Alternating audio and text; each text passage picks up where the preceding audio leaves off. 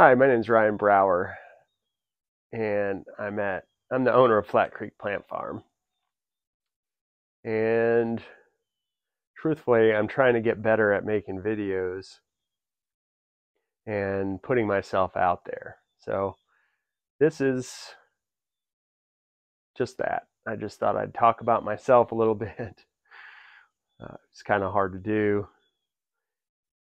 I think, for most of us. And there's an element of like what makes me so interesting, you know?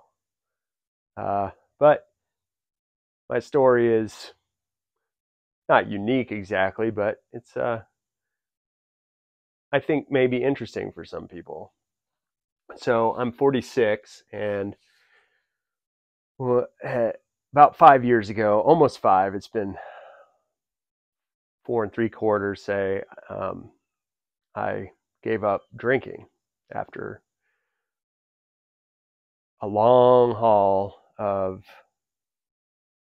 abusing alcohol pretty steadily. I had some breaks in between, like a lot of us do. I would get so disgusted with myself that I'd finally give it up for one time about a year and a half. That was my biggest stint, but usually a week or two I could go.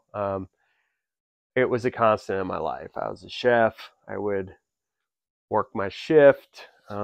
Usually I had pretty responsible jobs with managing decent teams and high stress, I would say, for me, high stress.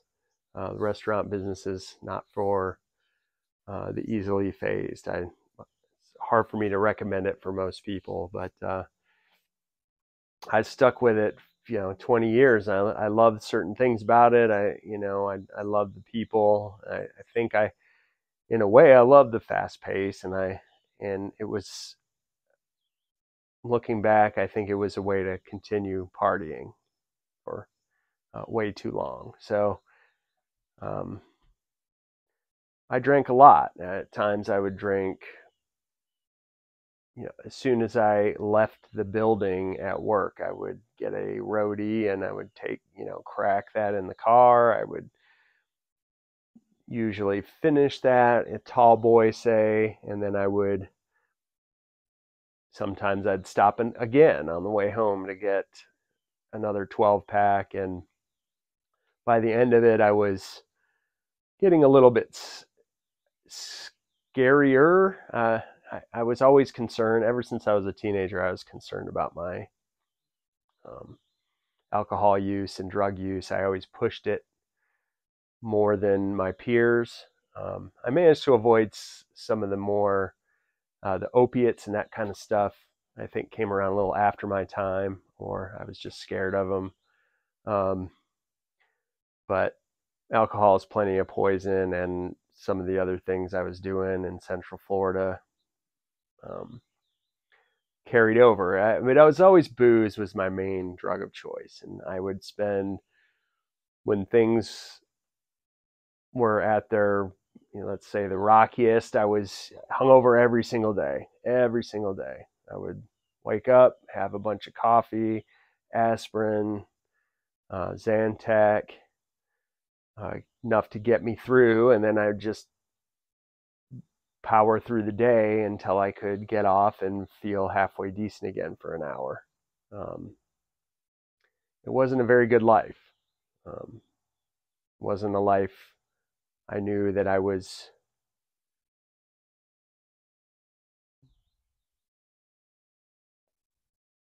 using my full potential. I knew I had more.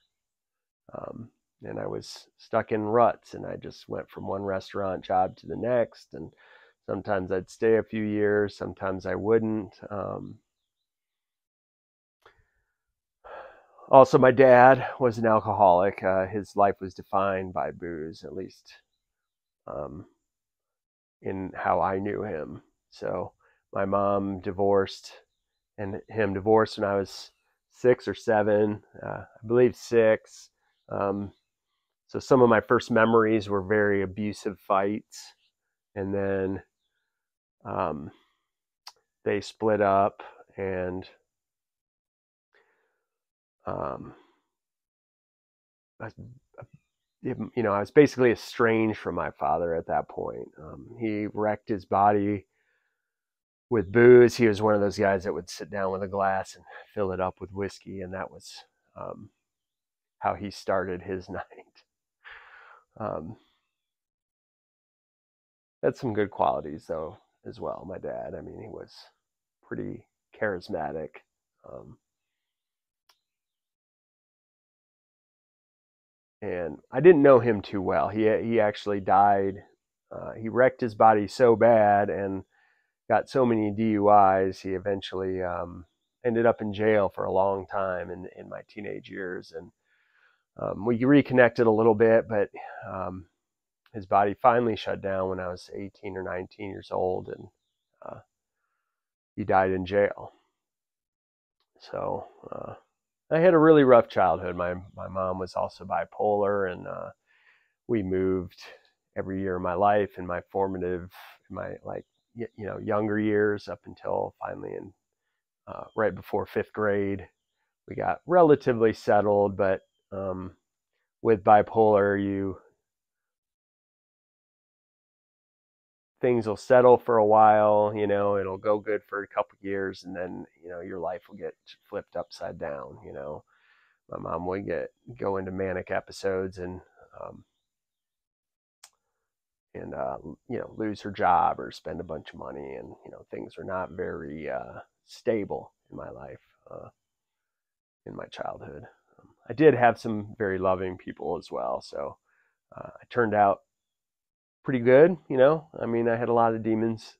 I still have demons that I wrestle with, but back to the booze, my own fights and my own demons, if you will.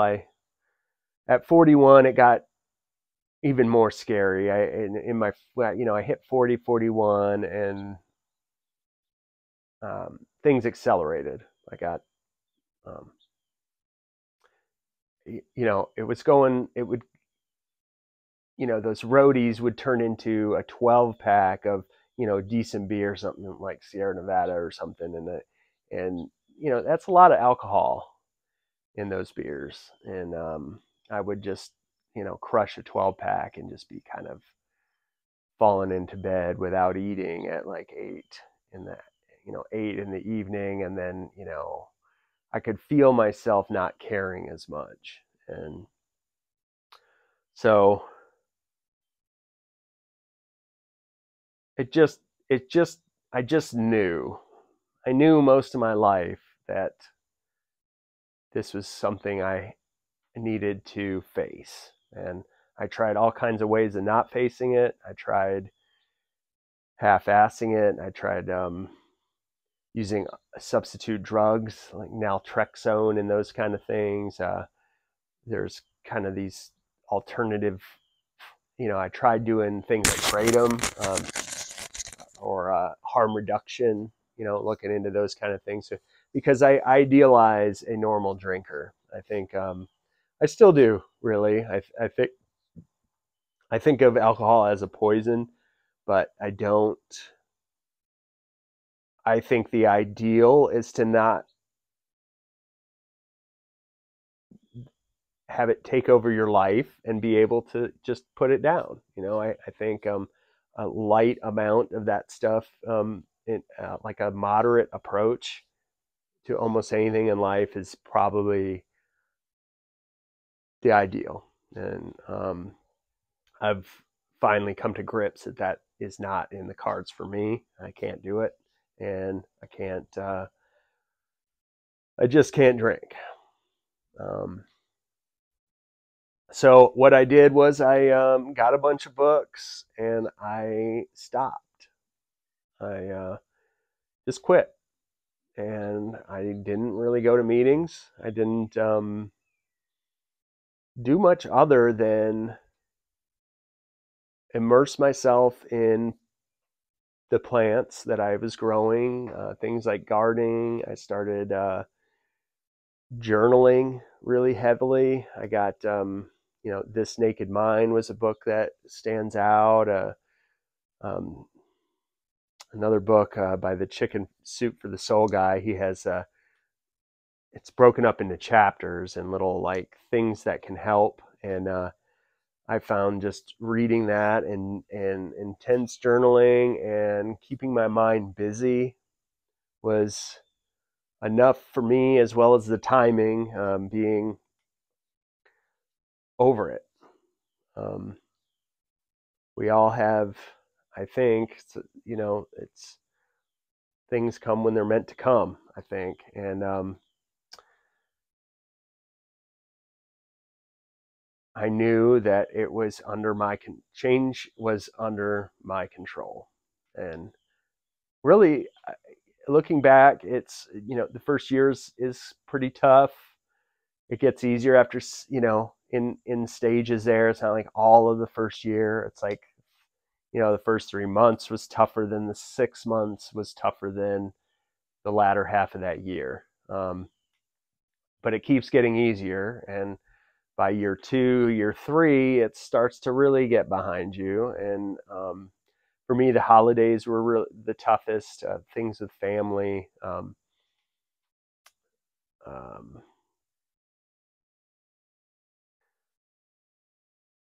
And those get significantly easier.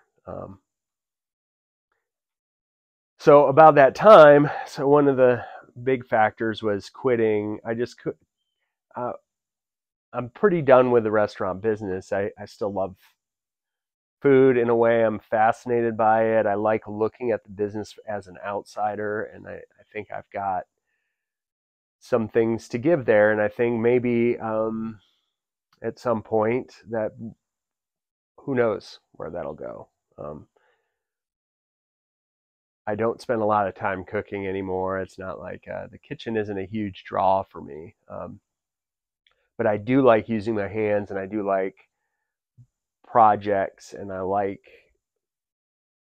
um, things that are complex and big worlds, like horticulture and growing plants. It's a lot to learn, and there's a lot of it's a big world, and it's been really good for me and how I've in staying busy enough to substitute that time spent thinking about booze and drinking and shutting my brain down. So this business, the nursery business, has been integral in my um, recovery, let's say. Um, I had to make big changes in my life. And I think that's a message I wanted to share. You can do it. You can take. You just have to. There's courage involved, and you have to take. Starting this business has been the hardest thing I've ever done at the same time, and so it's really weird because it's kind of two of the hardest things I've ever done interlocked in a way. Actually stopping the cycle of the alcohol cycle that I was in, and at the same time doing like this crazy, insane, starting a business in this field that I had like really crazy zero knowledge. Like I didn't even, it took me like I had to kind of like understand what the difference between an annual and a perennial is. It's like that bad when I was starting, and I got on this forum, this growers forum, and the thing about the plant business is it's very site specific, and there's a lot of things growing in Asheville that are big challenges that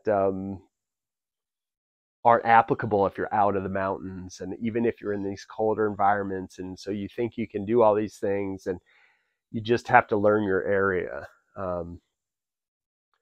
But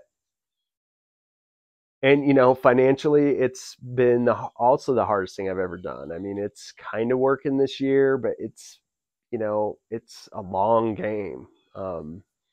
It's definitely every year it keeps getting better because I keep getting better, and it's scary to put yourself out there and you feel insecure. I feel insecure a lot in what I'm doing, and if I'm doing the right thing, and if I make it worth people's time to come out a little bit farther away, and just for plants when they can knock it out at Lowe's, and there's those places, and Reams Creek does it much better, or uh it's been a growing experience for me to do things like this. And so in conclusion, um if alcohol is interfering with your life and where you want to be in your life, the truth is, I think for me, I had to turn off the victim mentality and not expect an easy answer. But at the end of the day, it's also an easy answer. And I think if you're struggling with this, you know it. If you know it in your heart that it's a problem, and you're kind of talking yourself out of that, and you know what I'm talking about. It's a problem. And there is as crazy and hard and complex as it is in a way, it's also very, very simple. You just have to put it down and do what you need to do for yourself. And don't be afraid. We live in the United States.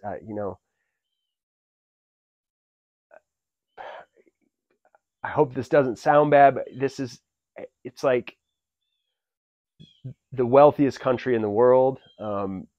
You there is help. There's safety nets. There's don't hold yourself back. Just jump and take some risks, and find the courage to do that stuff. And I guess that's it. Um, Maybe this resonates with somebody, and uh, it's a little out of my comfort zone. And but it would be nice to give back if my story helps anybody. So that's that. Um, have a great one.